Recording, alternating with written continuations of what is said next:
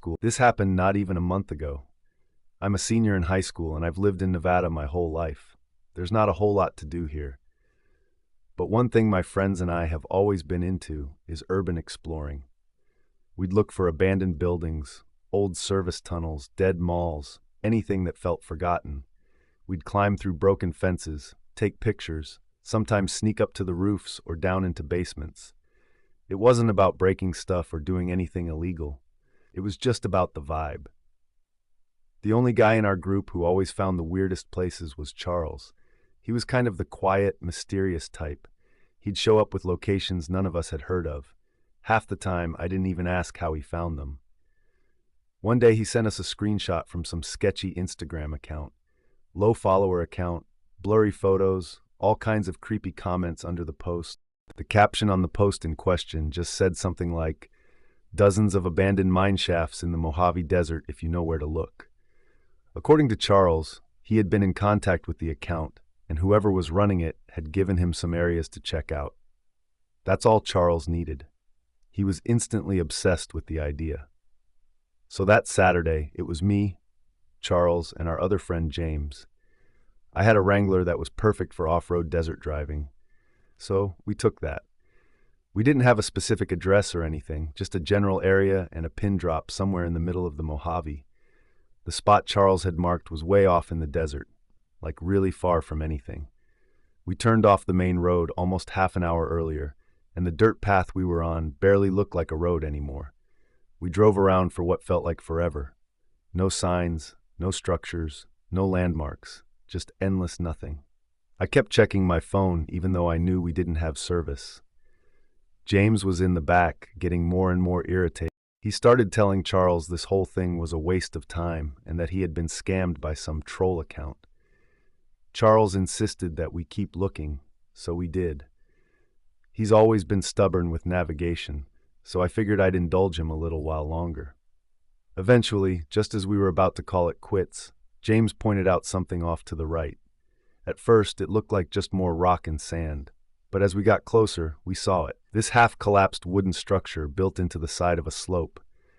Part of the entrance looked like it had been caved in, but you could still see a dark hole behind the support beams. It wasn't huge, but it was definitely man-made. Definitely a mine shaft. Charles didn't say anything at first. He just pulled out his phone, opened the offline map he downloaded when we still had service, and dropped a pin on it. Then he turned to James and said, "Told you." To which James said he just got lucky. But even I had to admit it was kind of crazy. We'd been driving in circles out in the middle of nowhere, and somehow we'd actually found one. I parked a few yards from the entrance just off to the side on a flat patch of dirt. We all climbed out and geared up. Charles had even brought masks for us to wear. The three of us walked up the mine, and it looked even sketchier up close. Charles picked up a rock and tossed it in. We waited. A few seconds later, we heard it clang 3 times, then nothing. It was really deep. Charles looked back at us and said if we tripped on the way down, we were probably dead. We started the descent. Luckily, the shaft wasn't a straight drop. It sloped down at a steep angle, but not enough that we had to climb hand over hand. The ground was loose and uneven, and there were old wooden beams lining parts of the wall. Surprisingly, they seemed pretty sturdy. The deeper we went, the colder it got and quieter. It was really eerie down there. We couldn't even see any light coming through from the entrance anymore. Eventually, we made it to what felt like the bottom. The shaft leveled out and opened into a wider tunnel that branched off in a few directions. It looked exactly how you'd imagine. Old support beams every few yards, rusted rails half buried in dirt, and a thick layer of dust on everything. There were scraps of wood and metal scattered around, maybe parts of old carts or tools. It smelled kind of stale in there, if that made any sense. Honestly, I didn't realize how much of a blessing the masks were until that point. We picked a tunnel and just started walking. None of us really said much. We weren't looking for anything specific, just exploring. There honestly wasn't much cool stuff down there. The place looked like it had been mostly cleaned out of anything worth taking. But then we heard something. It was faint somewhere further down the tunnel. It sounded like something being dragged. At first, I thought I imagined it, but I looked over and saw Charles had stopped too. James motioned for us to turn off our flashlights, so we did. We just stood there in total darkness, listening. The sound came again. It was a sort of scraping sounds like metal or maybe even wood being dragged along the ground. It was hard to tell with the echo, but it seemed like whatever it was getting closer. We stood there in the dark for maybe 30 seconds, maybe a full minute. It was hard to tell. The scraping sound kept coming, slowly getting louder. It didn't sound too close to us, but that didn't make it any less terrifying. Then James accidentally flicked his flashlight on and then off again. I wanted to kill him. The scraping stopped and everything went silent. Then out of nowhere, there was this loud metallic clang from somewhere deep in the tunnel, like whatever was being dragged had just been dropped. And right after that came the most awful demonic scream I'd ever heard. It barely sounded human. We turned and ran, not even caring about how loud we were being. I've never run faster in my entire life. I could hear footsteps coming from somewhere behind me, and I thought I was going to have a panic attack. I was in the back trying to keep up, and then I tripped on something. One of my shoes came off, and I struggled to stay upright. I didn't have time to go back for it, so I just kept going, trying to ignore the pain in my foot. Up ahead, Charles and James had already reached the incline and were climbing. I practically threw myself up the stairs. When I tell you climbing those stairs half barefoot was the most painful thing I'd ever experienced, I'm not exaggerating. It was excruciating. I picked up a new splinter every few seconds. If not for the adrenaline coursing through my veins, I don't think I would have been able to make it out of there. By the time I finally made it out into the open air, my foot was shot. I needed James and Charles to damn near carry me over to the car. I couldn't drive like that, so James jumped in the driver's seat. I barely got the door closed before he threw it in gear and floored it. I don't think we were followed up the shaft, but we weren't sticking around to find out. We drove in silence all the way to the nearest hospital. I thought the pain was going to make me pass out. I ended up having to get a tetanus shot, and even after all my wounds were cleaned and all the splinters were removed, I couldn't walk normally for days. A few days later, once I could walk without limping too bad, James told us he dropped his wallet somewhere near the shaft, probably when he was helping me get to the car. He hadn't said anything at the time, but now he figured it was worth going back. Just to the entrance. No way were we going back inside. So, the three of us drove back out there using the pin that Charles had saved. Obviously, James's wallet was nowhere in sight, but we did find something. My shoe. It was sitting a few feet from the mine's entrance. I cautiously walked over to it and picked it up. It was torn up like someone, or dare I say something, had bitten into it. There were literally teeth marks in my shoe, and entire chunks of it were missing. We didn't stick around much longer after that. None of us can come up with any rational explanation. You might be quick to just say it was some homeless person living down there, but if that were the case, how the hell had they managed to stay alive for so long? There was no food down there. What in the world would they eat? Charles said that Instagram account never responded to him when he DM'd him about what happens. It's going to be a long time before I do any urban exploring in the desert again. I've always been a rugged kind of guy. I've always loved the outdoors, and a vacation to me is a camping or fishing trip, not some extravagant excursion to some resort or something. My girlfriend of 6 months shares my love of nature. That's probably one of the main reasons we started dating, if I had to be honest. A couple weeks back, Tiki and I decided to do something a little different. We drove out to the desert to camp for a few days. We'd both done forests, mountains, lakes, all that, but neither of us had really experienced the kind of open, silent, dry isolation the desert offered. It just felt like something we had to try at least once. One of the main reasons we landed on the desert, too, was the stargazing. That's something we both love probably more than anything else. Even back when we first started dating, we'd take drives out past town just to lie on the hood of the truck and watch the stars. So, when we read that this spot was far from any towns or light pollution, it was basically a done deal. I found a place online that was supposedly remote but legal to camp on. No amenities, just open land, some fire rings and stars sounded perfect. We packed up the truck with our gear and made the 3-hour drive early that Friday morning. The last hour or so was on a dirt road that felt like it went on forever. There wasn't a house or sign of human life in sight. Honestly, that was half the appeal. By the time we found the campsite, it was already late afternoon. The place was completely void of people, just as I had hoped. The first couple nights were exactly what we wanted. Warm days, cool nights, clear skies. We'd sit out by the fire with a couple drinks, pass a little joint back and forth, and just talk about dumb stuff, or lie back and stare at the sky. Not having a schedule or any distractions was really, really refreshing. And yeah, we'd fool around a bit in the tent. That was all part of the fun, too. It felt good to be disconnected. Both nights, though, we heard something strange. Not close, just somewhere way out in the distance. It was this low, drawn-out sound, like a howl or a moan. It didn't really sound like a person, more like an animal. The first night, we both sort of paused when we heard it. Tiki looked at me like, "Did you hear that too?" And I nodded, but we ended up laughing it off. I said it was probably a coyote or a mountain lion or something, and she agreed. Same thing the second night, right around the same time too. We chalked it up to being desert wildlife. I mean, there's all kinds of stuff out here that we're not used to hearing. It was unsettling, sure, but we weren't going to let it ruin the trip. The third night, I woke up to the sound of footsteps outside the tent. It was soft at first, just a couple faint crunches, like someone walking slowly over dry dirt. I held my breath and listened. It wasn't an animal. It was too steady and slow. I didn't move.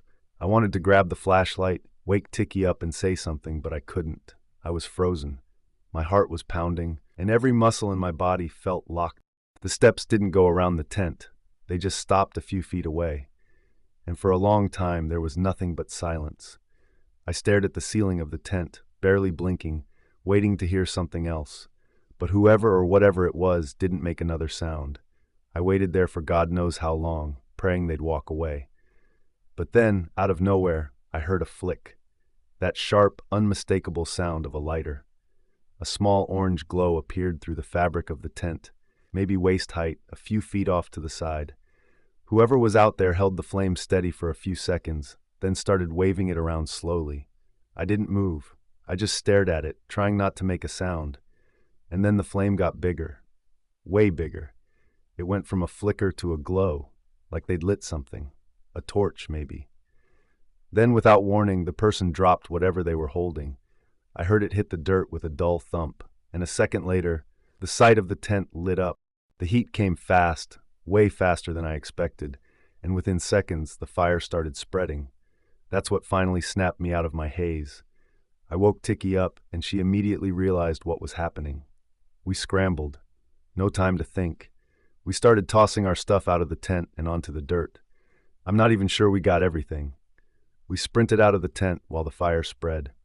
Tiki grabbed one of our water jugs and dumped it on the fire while I tried stomping out anything that had caught on fire. Eventually, we got it under control. Half the tent was completely ruined. I grabbed the flashlight and started scanning the area around the tent, looking for the person who had just tried to kill us. But there was no one. At least no one I could see. Tiki started packing up our stuff, and I quickly followed suit. We started speed walking what we thought was the direction of the truck. There weren't any landmarks, and it was dark, so we were practically guessing. After a few minutes, it became clear we were turned around. At some point, maybe 10 minutes into walking, I heard it again. That same distant scream we'd heard the first 2 nights, only this time it didn't stop. It kept going like an animal was in constant pain. And then another scream started from somewhere else, and then another one. They were all coming from behind us, but it was clear that there were multiple things out there.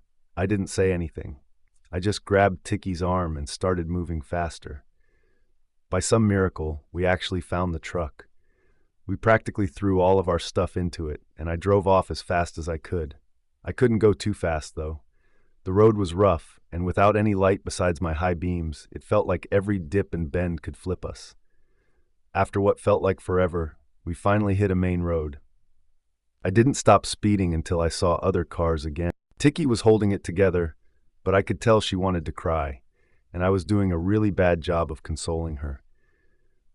We did call the police to report everything that happened. All I can think about all this is how if I weren't such a light sleeper, my girlfriend and I could have been murdered that night in the middle of the desert. This is important context for what I'm about to tell you. So I'm going to start here. I've always been a little suspicious of my mom's past. Suspicious isn't exactly the right word, but I can't think of a better one. She was born in Mexico and spent her childhood there before moving to the States alone to pursue an undergrad degree. The rest is history. She found work, met my dad, and has lived in America ever since. I don't really know a lot about her life before America, and there's a part of me that thinks that's by design. She avoids talking about her past entirely and dismisses any questions about it with a joke or by changing the subjects.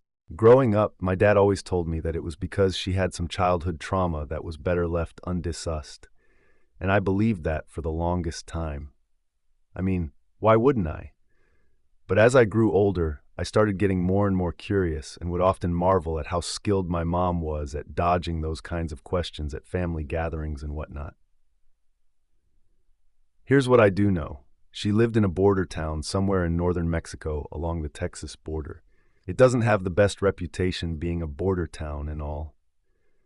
The closest I've ever gotten to knowing anything about her parents is a joke that she told a few times when I was younger.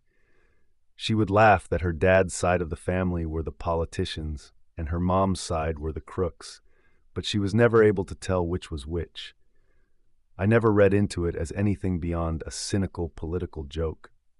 But as I grew older, I started wondering whether there was more truth to that statement than I had originally thought. Her dad worked for the government in some capacity, and she never spoke about her mother. Not once. The only other piece of information I have is a name. I'm not going to write it out, so I'm just going to call him R. One night when I was around 10 or 11, I woke up in the middle of the night to use the bathroom.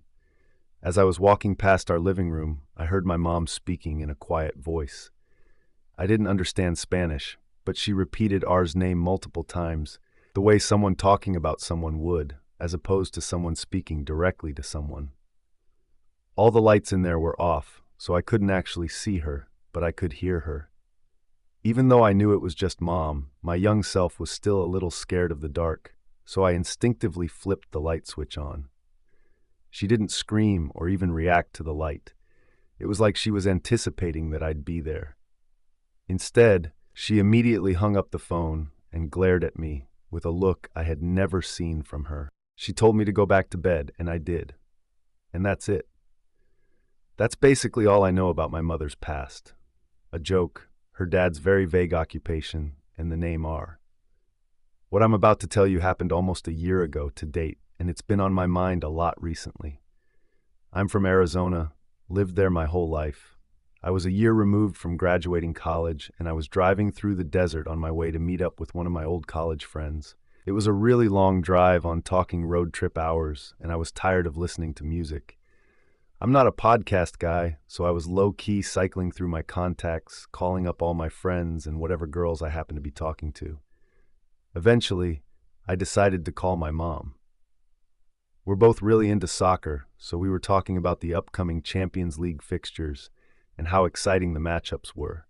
She's got some serious knowledge on the sport, so the two of us can talk soccer forever. Out of nowhere, I saw two pickup trucks blocking the road up ahead. It didn't look like a car accident, so I wasn't sure what I was looking at. I was worried that someone might need help or something, so I slowed down as I approached. My mom was still on the phone, but I hadn't let her know what was happening. I stopped my car and sat there, wondering if it would be a good idea to get out. Before I could do anything, 3 men sprang out from the 2 cars, all holding guns. I froze up and realized there was another car quickly approaching mine from behind. I was unarmed, so compliance was really my only choice at that point.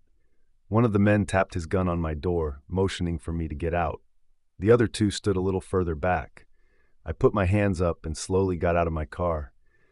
By that point, the car behind me had fully caught up and was parked a little ways away. The man barked a few commands in Spanish, but I didn't understand what they were saying. I consider my inability to speak Spanish one of my biggest failures in life, especially as a Mexican American. And in that moment, not being able to at least communicate with my assailant, I wanted to die. It didn't take a translator to know what they wanted me to do, though. Before I knew it, my phone, keys, wallet, and other personal belongings were in their possession, and it looked like I was going to be stranded in a barren desert with no viable escape.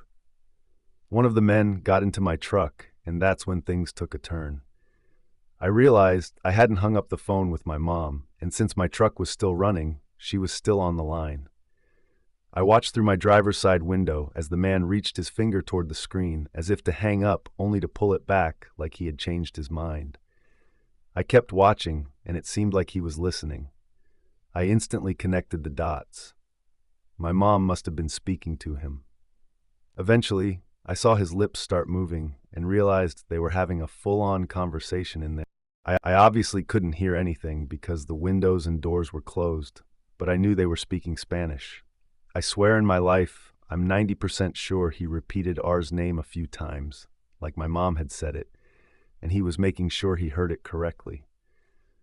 At some point, the other guys must have realized what was going on because they stopped guarding me and approached the car. The guy inside rolled the window down and stared at me as he spoke to the other two men. After he finished talking, all three of them turned and stared at me as if sizing me up. The conversation didn't last long after that. They hung up the phone and walked back over to me. They handed me all my stuff back, including my car keys. The only thing they took was the cash in my wallet. One of the men looked at me, smiled, and in a thick accent said, "Tax," as he did it. I had never been more happy to lose all my cash in my life. As I drove away, all three cars, including the one that had been behind me, started speeding off into the desert away from the road. My plan was to try memorizing their license plates, but none of the cars had any. I was still in shock. After a few minutes of driving, I called my mother back and demanded an explanation. She told me that she had simply threatened to call the police on them, as she was tracking my location and knew exactly where I was. I told her that was obviously BS and insisted she tell me what they had really been talking about. She was adamant about her story, though, and told me most of the Spanish was just her pleading her case. Even though I didn't believe her story, there was nothing I could do but accept it. I asked her to call the police for me, and she said she would. Eventually, we ended the call, and I drove the rest of the way in complete silence. In all honesty, I blocked that experience out of my mind for as long as I could. But over time, I just couldn't anymore. I'm becoming more and more sure that my mom had some kind of tie to a Mexican gang or cartel growing up. And even scarier, maybe that tie didn't end when she left Mexico. She knows I'm not stupid, so I don't know how much longer she expects to keep the charade up. I feel like I should just straight up ask her, but I'm really worried about what kind of tension that might create. Or worse, what kind of world I might be getting myself into, should she tell me the truth. Music.